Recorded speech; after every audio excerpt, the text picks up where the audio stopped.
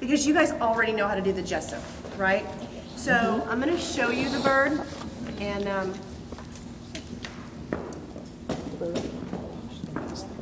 now the bird I just love. I just think he turned out absolutely beautiful. And again, the reason that I did the bird, it was funny, I told Doug that as I was doing the last card with the blues, I was sitting there and I'm like, oh my gosh, I look over and I see the greens and I'm like, I gotta do it in green. I have to do it in green. And he's like, who thinks that, you know, whoever just goes, I have to do it in certainly celery, you know? And that's what my thought process was, is that I really wanted to pull the greens. So that's what I did. And so this card is pretty easy as well. So basically you've got your certainly celery in your pack. And what you're gonna do, you're gonna take your certainly celery cardstock, and honestly I did not gesso the background, okay? You didn't? So no, I didn't. You're welcome to try it. You're welcome to try it. I did not gesso the actual background, but I did gesso my holiday frame. So I'll pull that down. Let's stick another one up here, in case you didn't have your book. So we'll put that one up there. All right. And so we've got our celery.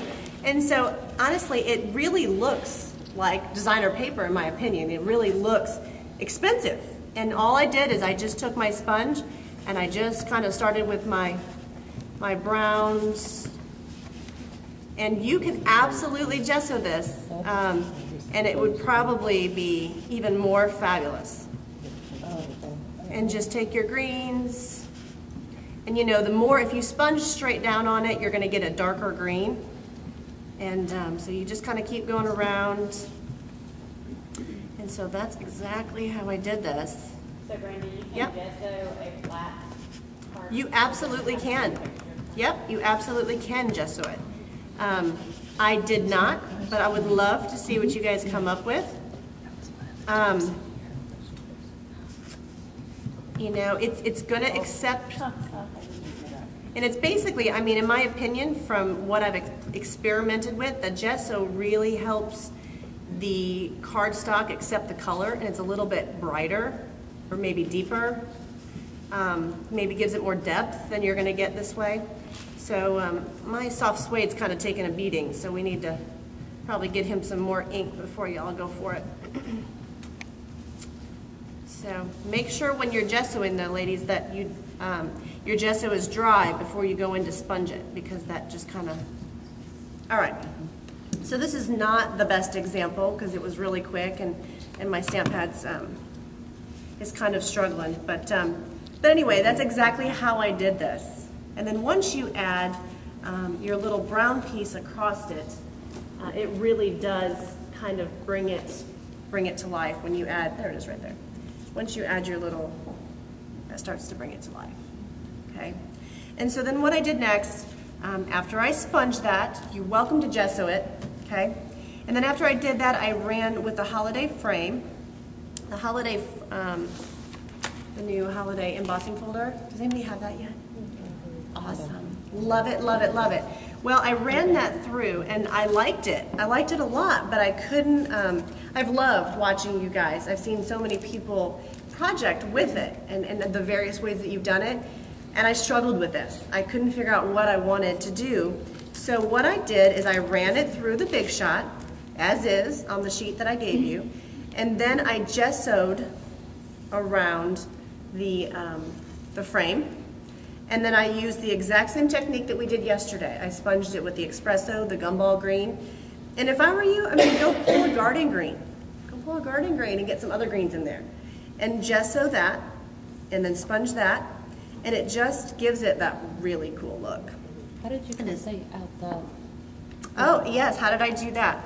Okay, so the holiday frame, let's go ahead and show you that. That's a very good question. Where did I set that down at? Do you see it here? There it is. All right. So basically you've got your cardstock. Make sure it's completely covered on there.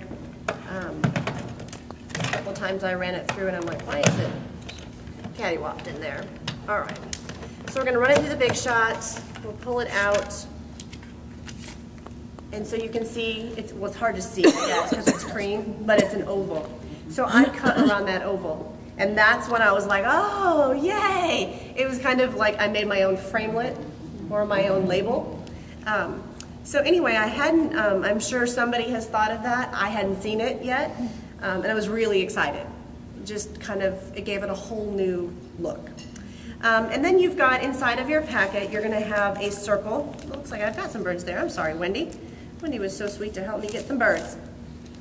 So I punched a circle for you, and then my bird is embossed. You know, just like the horse, I stamped it in early espresso, and it was really pretty, but when you emboss it, it just really pulled it off the card. Of course, you can put anything on there. You don't have to put the bird on there, but I just loved him. Just thought he was really great. And my mother-in-law loves, a little shout out to my mother-in-law, she loves green, so, and she loves birds. So this will definitely be a beautiful gift for her.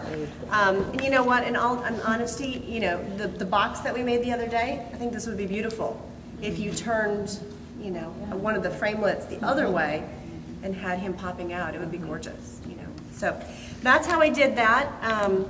And then of course, make sure that you punch your holes in your little holiday frame before you pop dot it on your card, okay? So that you don't have your little brads on the inside of your card. So that's pretty much it on that. Hopefully we still have some of our little gesso containers around. If not, you don't need very much gesso. So what I would suggest is if you have any extra little envelopes, maybe we can put some on an envelope, or just maybe a little dab on your paper towel. Okay? So let's do the last one real quick.